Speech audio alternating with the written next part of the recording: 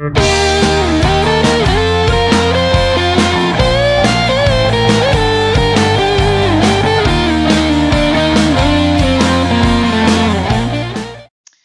today I am joined by Shane Bigelow, son of the legendary wrestler Bam Bam Bigelow. Shane, how are you doing? I'm doing pretty well. Nice to meet you, Morris. How's it going? I'm going good. It's nice to see you. Yeah, man. It's definitely nice to see you. So tell us a little bit about yourself anyway, Shane. So, 32 years old. I still live in Neptune, New Jersey, right next door to Asbury Park. I'm a special education teacher at a high school not too far from here, and I've been doing that for about the last 8 years. I really got into that through coaching football and wrestling, and getting into that really led me into wanting to become a teacher. And I worked in group homes. I did it all. So I'm just a journeyman, I guess. I went to Yeah. school forever. And how is teaching now in the current climate? It's tough, man. I give so much credit to these kids because to hold attention and have, the access to the internet right on the other side of a tab or a browser, I mean, it's giving me ADD as an adult. So I can only imagine. So I give them credit. It's tough, but, everybody's making do with what they have. It's difficult times. So we just got to make it through this, and we'll figure it out. It's the same over here in Ireland. Are you using Zoom for classes? Yeah, using Zoom for everything, and it's like it's funny. I feel like it's me talking to a little box, and like all my students are like, you see like their foreheads and up and like staring at their ceilings, and I'm just like all day long, but pays the bills. Do you feel that, I know over here, like it's often talked about, do you feel like people over here feel that students will learn less this way? Do you find that, or would you rather have them in a classroom? Yeah, I would rather have them in a classroom. Me, especially being a special education teacher, like there's so much stuff that is lost, interpersonal, relationship, to where like I can help a kid out in 30 seconds when I'm face to face, but doing it through a computer, someone who's not great with writing, who's not great with interpreting, text and stuff like that. It's kind of a disadvantage for the population that I deal with, but they do the best they can, and really that's 99% of my job is hustling around and trying to make things work for that specific population, because I do have kids that are primarily in mainstream classes. So, I got my work cut out for me, but knock on wood, everybody's doing good so far. I have a great bunch of kids in there. They're doing These all. these times aren't going to last forever, thank God. Anyway. I told them that the other day. I have freshmen, and I teach one English class on the side, and I'm like, I feel bad for seniors. My sister is a senior in college. She goes to University of Tennessee, and she's spending 3/4 of her college education, her senior year, sitting at home. Like, I promise you guys, even though your high school career started kind of shitty, it's going to finish normal. We just got to get through this big old road bump, Yeah. bump in the road. Everyone's in the same boat at the moment. Yeah. Everybody's just got to grab an oar and start rowing and help us out. So moving on to your father, aside from the ring, which everyone knows about and that kind of thing, what memories do you have of him outside the ring? I had this memory the other day because I was watching. My girlfriend was watching like videos, and there was one of like Ozzy Osbourne, and I remember in like '98, probably '98 through like 2002, we went to Ozfest, and I remember the first time he brought me to Ozfest. Might have been '98, one of those years, and like it's in Homedale, New Jersey. It's only like 20 miles north of me. My father brought me to Ozfest, and these are like heavy metal bands, and here is Bam Bam Bigelow. So we go to one of these like side I think it was Drowning Pool, and they just come out with like their major hit song Bodies. Yeah. And I remember he's standing in the middle of the pit, and he's clearly like a shoulder and a head above everybody else. Might be 12 years old at the time. He's standing in the middle of the pit, and like it's coming to the end of the set, and all of a sudden you see the pit just like empty, and there's this him just standing directly in the middle, and like the lead singer is just like, come on. And my father just slowly takes his shirt off, tucks it into the side of his pants, and he's got this fanny pack, this like leather fanny pack, and he goes into his fanny pack, and like this dude's hyping all these kids up. He's like, spread it out, and he's standing in the middle, and it is completely clear. And he goes into this fanny pack and he pulls out this fat one, and he lights it up right in the middle. So he does the whole like, and the pit just comes, whoo. But there is this like bubble of like 700 kids that will not go anywhere near my father. So he's standing in the middle, maybe like 20 yards away from the stage, in the middle of like a heavy metal like mosh pit, and not one of these kids are going to touch him. He's got like this bubble near him, and he's got his arms crossed, shirt off, and he's smoking this big old freaking cigar. It might have been a joint. But he's just right in the middle of the crowd, and none of these kids are saying will do anything. And they're just like moshing near him. One or two of them like come up, and they're like, oh, and then they come off. And like me and my friends are like, oh, we're 12 years old at the time, and we're absolutely just like high kicking people and just going absolutely nuts. But I remember like I didn't take advantage of that at the time, but it was so hilarious. Like thinking back, like this giant professional wrestler standing in the middle of a mosh pit for like because it was in like a parking lot. Anybody who's been to like Ozfest, it was in, there's like 5 or 6 stages, and there's all spread out throughout like the main. Yeah. So we went to that, we did that, and he's like the only guy that didn't need a pass to anything. I don't even know if we bought tickets. He might have just walked up to the gate, and people were just like, and let him in. He's shaking hands, he's being polite with everybody, but like I think we had seats. And he just decided he was just going to walk up to side stage and just go up to I forget who was playing. It was like Zach Wilde was on stage at the time, and like we went backstage, and it was like nobody said boo to him. It was just a really cool experience, and we went to Ozfest a few times. I know if I met him in the pit, because I love rock music, and that I wouldn't fucking go near him. No way. Yeah, like just absolutely like, and when he took his shirt off, like.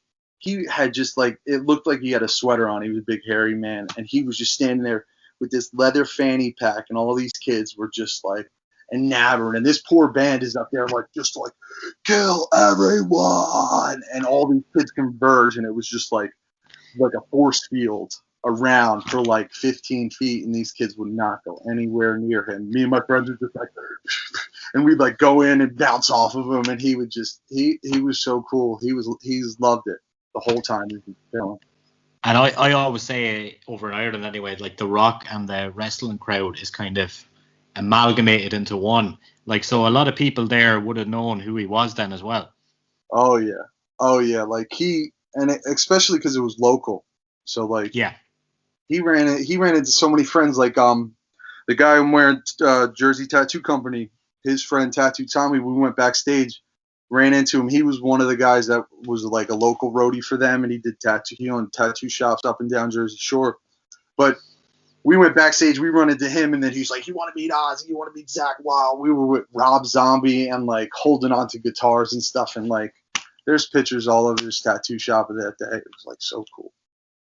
And do you still? Because I've got a little boy, and he's 17 months old, and I'm trying to get the rock music into him. Do you feel that you've inherited rock music from your dad then, or what kind of music do you like? Oh my god! You know what's funny is he liked rock. He liked the heavy stuff, like when Metallica. He was a big Pink Floyd fan, and it's probably good that he was a huge Bette Midler fan. Okay. He liked Bette Midler, so like it was kind of weird, but at the same time, like now I understand where like I get my like eclectic like weird taste. Like my girlfriend laughs at me all the time because there's this one obnoxious song where it's like, it's not obnoxious, it's great. It's like polka from like, I think it's like Levin Polka. It's really like, and she's like, you're so weird. And I'm like, you know what? I get it from my father. I get it from my parents. Like they had such an eclectic taste. My father was really big with like, the Asbury Park scene. He was good. He was good friends with Bruce Springsteen.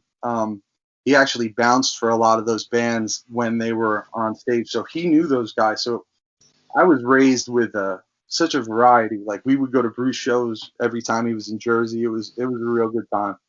He was a big Bruce fan too. Yeah. And inside the ring, then, have you any memories of maybe shows that you've been at, or things you might look back on and say that's his best match, or that's his career-defining moment? Is there anything that springs to mind for you? Oh yeah, Living Dangerously in Asbury Park when him and Taz went through the ring. Yeah. That's like my all-time. Like Lawrence Taylor, that was fun, but that was a spectacle. Like Asbury Park was kind of like my father's like going home. It was like a coming of age. Like I had, he had a long career at that time, and it was a culmination to come back home, and like it's like giving me chills now thinking about it, because that was such a sweet venue. Like it was, maybe 3,000-4,000 people, and it was like everybody on top of each other. ECW was just fantastic. When they went through the ring, I was sitting up at the top, and like everybody went instantly on their feet, and it was just the greatest show from fit to finish I'd ever seen in my life. That wasn't even the main event. I think what was it? Al Snow came on after that, and they threw all the foam heads in the hole, and everybody had to like cord it off and do everything. It was such a I could talk about that all day. Like it like vividly remember that, and I can like still smell it. It smelled like BO and weed. That's ECW for you. Oh, I loved ECW. Yes, Yeah. that's ECW. So I read a thing online about your father in an MMA match in 1996 in Japan, where he said he was paid to lose. Do you have any insight on that, Shane, or do you know anything about it?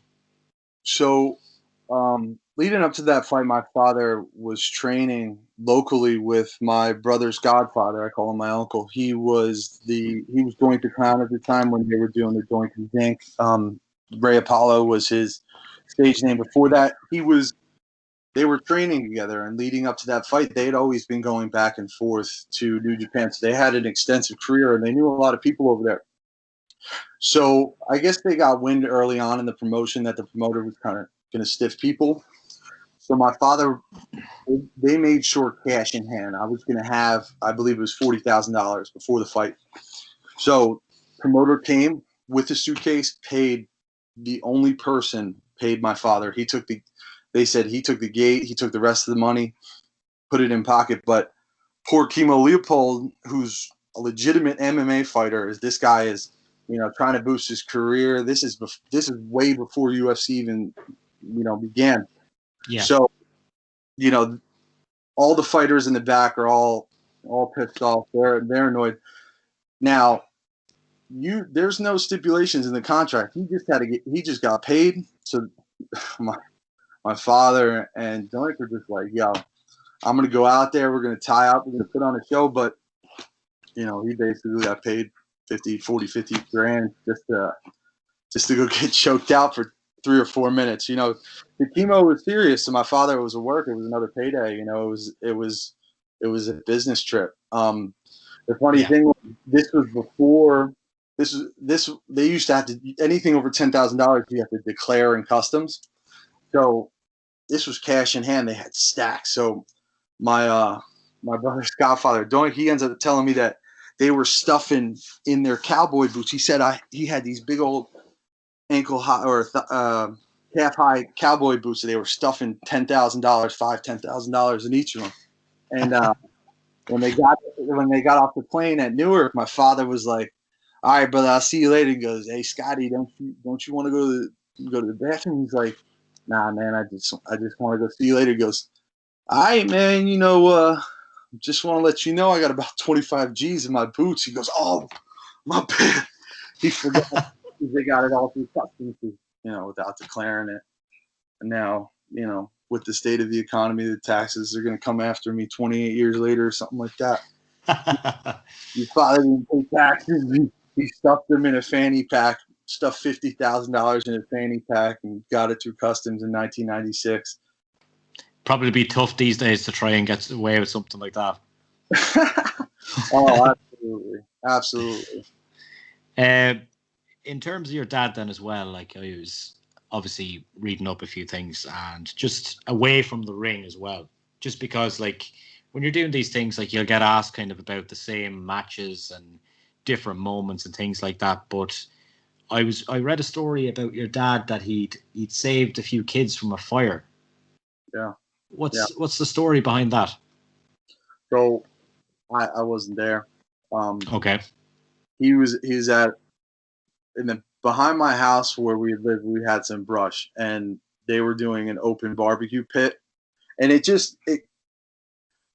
caught fire on the brush, and it so quickly happened that he pulled the kids out of the way and then completely caught the whole side of his body. So, playing telephone, it got exacerbated, and it became this huge giant story that he like went jumping through a building. But he got burned pretty severely from that. He did what any parent would do. He or any person would do in that situation is pull kids out of the way, and that just shows his character. His fight or flight reaction. Like he didn't even think twice to put himself in harm's way to save someone, and that's just indicative of the character that he was. And he went through. Really, the memory, I was young. The memory I have is just the pain that he was going through and getting skin grafts because reaching in he burned pretty much all of his forearms. I think he burned like the upper 40% of his body, like 40% of his upper body. It was a very painful time. Like you could really see him like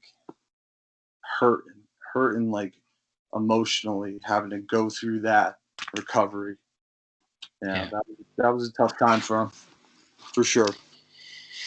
In terms of the wrestling business at the moment, I don't know. Do you still watch it, or do you see much of it, or do you just kind of watch it from an outside perspective, or if even at all? I catch it through like scrolling through Instagram and scrolling through Facebook, and I still have a good amount of friends that are still pretty heavily involved, and like their interest is kind of waning. I guess just we're getting older and it's phasing out for us, but um, I have it from an outsider's perspective. Like I have this very nostalgic viewpoint of it, and the modern the modern view or the modern way it is now, it doesn't look the same for me because I don't identify with any of the characters, and that's just because I grew up with looking at King Kong Bundy. I grew up with Jimmy Superfly Snuka. I grew up with these characters, and they're gone. So Yeah, it's just a very like there's a few guys, there's a handful full of guys that I'll go back. I'll check it out on YouTube, but very rarely do I watch it on TV or live. yeah. Like the era that I kind of grew up with was the Attitude Era, and that was like obviously probably the most famous era probably of professional wrestling.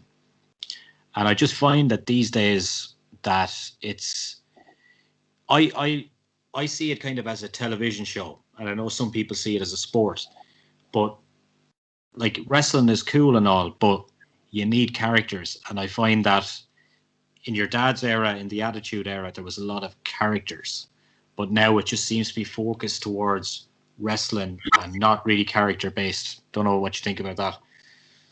Yeah, I mean it's you used to turn it on and you used to see you may not have knew people's names, but you identified with the character and you saw the likeness of it. I mean, I'm sure that the generation that's heavily into it now has that connection the same way that we did.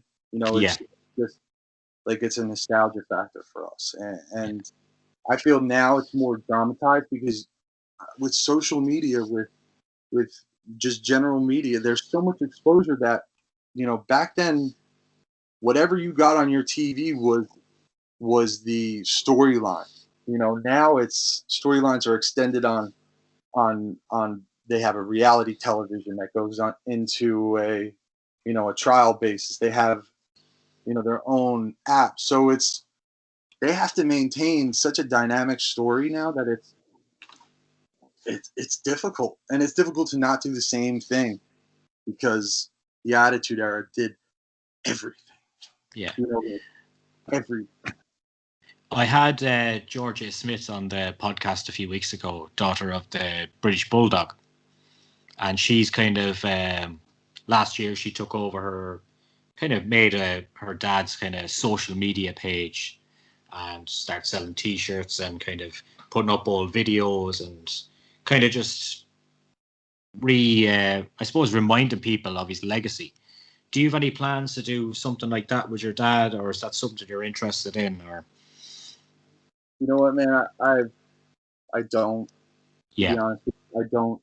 Um, I I'm always humbled by people who take the time to make a Facebook page or to reach out. You know, someone like you, because you know, even though that was my life, I've kind of moved past it. I've you know I've gotten a master's in education. I went to and got my special education cert. You know, I've become a professional in my own right, and yeah, that's what my father wanted for my brother, sister, and myself.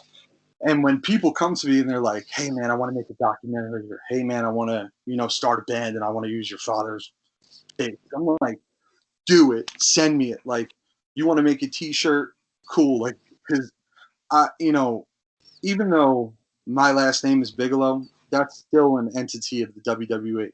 So, yeah, like, I don't licensing. I just want to see something cool. yeah, Like one guy on Instagram, Violent Miracle, he made these hats. I don't know if you know the Thrasher skateboard logo. He yeah, made these hats with Beast from the East, and it was so cool. And I messaged him. He was like, "Oh man, I'm such a fan." He's like, "Dude, let me send you these." He sent me all these hats. He made these like enamel pins of him doing a cartwheel. Like I'm just so. I have another guy who just who drew like his likeness of him. Like it's just it's so awesome. But I don't have the time to yeah, do it myself. You know, I'm a full time teacher, which my day extends well into the evening. Then I go into football practice. I go into wrestling. I'm doing 9 months of athletics a year. And that's not an excuse, but that at the same time, my father's proud that I'm doing that because yeah, I'm passing on things that he's taught me. My brother is a police officer. He's out there. He's working. You know, he's working in the world we live in. Like my father is more than happy with him doing that. Like my sister's going to college, she's finishing it strong. But I don't. I would love to see something, but I don't have the time. I don't have the yeah, energy to try to put it together. I see like Vader's son is like, champion and all yeah. over posting things. That's awesome. That's Yeah. awesome. Did your dad advise you and your siblings to have a career outside of wrestling? Like, um, so I'm 32. My brother's 27, and my sister's 22. So we're all 5 years apart. When my Yeah, father when my father passed away, I was 18, and yeah, he'd already been out of wrestling for 5 years. So like it, I think if he had a longevity in a career where he was still alive and he was still in it, he might have brought us into it or entertained it a little bit more. But he emphasized, he goes, "I don't care what you do, you're going to college." yeah, So that was priority number one. And there's a couple interviews, and I've seen him on the internet where he's like, they'll be like, "So when are you getting this kid out there?" They're like, "We'll get him out there and we'll stretch him out real quick, and then we'll get him right the fuck back in the class." So it's been he had a very level head and he was very realistic. And one of his favorite things about touring the country was he got to go to these stadiums and he got to go to these colleges. And his favorite college, his real dream, was for one of us to go to Texas A&M because he loved it down there. I guess they went to that arena. It was a major stop, and he was like, "The campus is great." He's like, "You got to go away to college." So that was his goal for us, and you know we ended up living it out. So I'm happy with it. it all came full circle in the end. Oh yeah, oh yeah. I'm not gonna say that like I don't have like fantasies. Like when I'm in the house alone and I put on a little I am a real American and start strutting around in my boxers like, dude, I got it, man. I can Yeah. do it. You know, like I just I saw it take so much from him, Yeah, and I thought yeah, you know, him it takes so much from him wanting to be there for us as a father and being on the road and the toll it took on his body that he didn't want that life for us. yeah. 300 days a year it's too much, like, you know. Yeah, yeah. Yeah. I have one of his the one of my like the only I only have a few things that like was actually his. I have his 1987 year planner. So like Ah, back then they used to have to write everything down. So this is him his first year in the WWF, which is now WWE, when he wins I think the Survivor Series and he comes out. So this is the year before my birth. And it's like starting January 1st, it's like Japan for 2 weeks, then fly home, go to Atlanta, drive to Memphis. And it's like watching this, you know, he was born in 1961, so watching this 26-year reading this 26-year-old professional wrestler like writing happy birthday to me on September 1st, 1987 and drawing a little cake to himself because he's driving from a 5 p.m. show to make an 8 p.m. show. Like it's crazy. something, yeah, it's something so cool to have. But you see a little glimpse of how much they sacrificed. You know? Absolutely. Yeah. Well, Shane, it was absolutely brilliant to talk to you, and I wish you continued success in your career, and hopefully you'll be back within the classroom soon as well. Yeah, man. I'm not complaining about waking up and turning the computer on, but I definitely I definitely want to get back just because I need a routine. So Yeah, I I appreciate you having me on, and anytime you want to talk, anytime I'm all for it. I love it, and thank you guys yeah. for showing love to my father. Thank you very much, Shane. All right.